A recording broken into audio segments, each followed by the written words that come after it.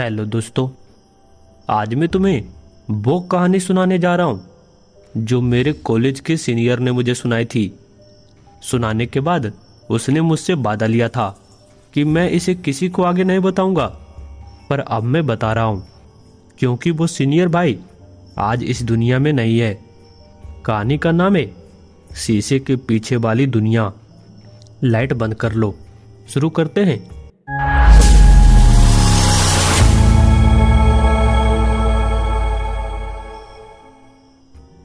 मेरा सीनियर का नाम था कार्तिक। वो 2018 में बनारस हिंदू यूनिवर्सिटी के हॉस्टल में रहता था। उसका रूम नंबर था 213, दूसरी मंजिल पर। उस कमरे में एक बहुत बड़ी पुरानी सी अलमारी थी। अलमारी के दरवाजे पर पूरा शीशा लगा हुआ था, फुल लेंथ मिरर। कार्तिक अकेला रहता था। रात में पढ़ाई करता तो शीशे में अपना प्रतिबिंब ही देखता रहता। एक रात करीब 3 बजे वो पढ़ते पढ़ते सो गया। सुबह जब उठा तो उसे लगा शीशे में कुछ अजीब सा था। उसने गौर किया, शीशे में उसका प्रतिबिंब बिल्कुल वैसा ही दिख रहा था, पर बिस्तर पर कोई नहीं लेटा था।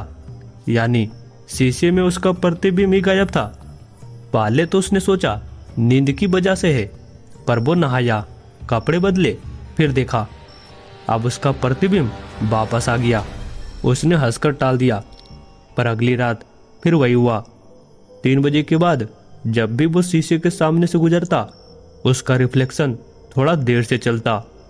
जैसे कार्तिक दाएं मुड़ा, 2 सेकंड बाद शीशे वाला कार्तिक दाएं मुड़ा। कार्तिक हाथ उठाया, शीशे वाला थोड़ा लेट में उठाया। तीसरी रात कार्तिक ने हिम्मत की और शीशे के ठीक सामने खड़ा हो गया। उसने हाथ हिलाया, पर शीशे वाला नहीं हिलाया। फिर शीशे में उसने देखा, शीशे वाला कार्तिक मुस्कुराया और धीरे से अपनी जीभ निकाली, जबकि असली कार्तिक तो डरा हुआ खड़ा था।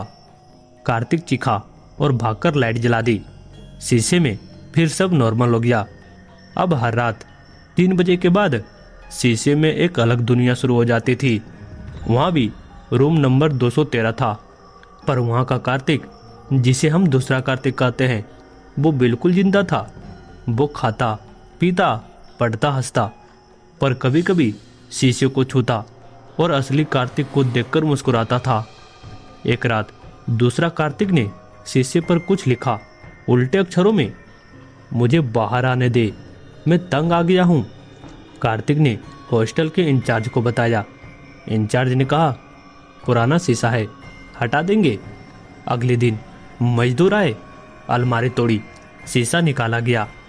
कार्तिक को बहुत सुकून मिला, पर रात को जब वो सोने गया तो उसने देखा कि उसकी छत पर भी वही शीशा चिपका हुआ है, पूरा का पूरा, और उसमें दूसरा कार्तिक लेटा हुआ था, ऊपर की तरफ और सीधा।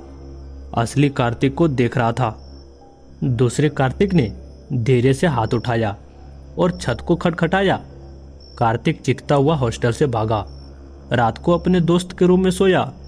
सुबह जब वापस आया तो छत पर कुछ नहीं था, सब नॉर्मल था।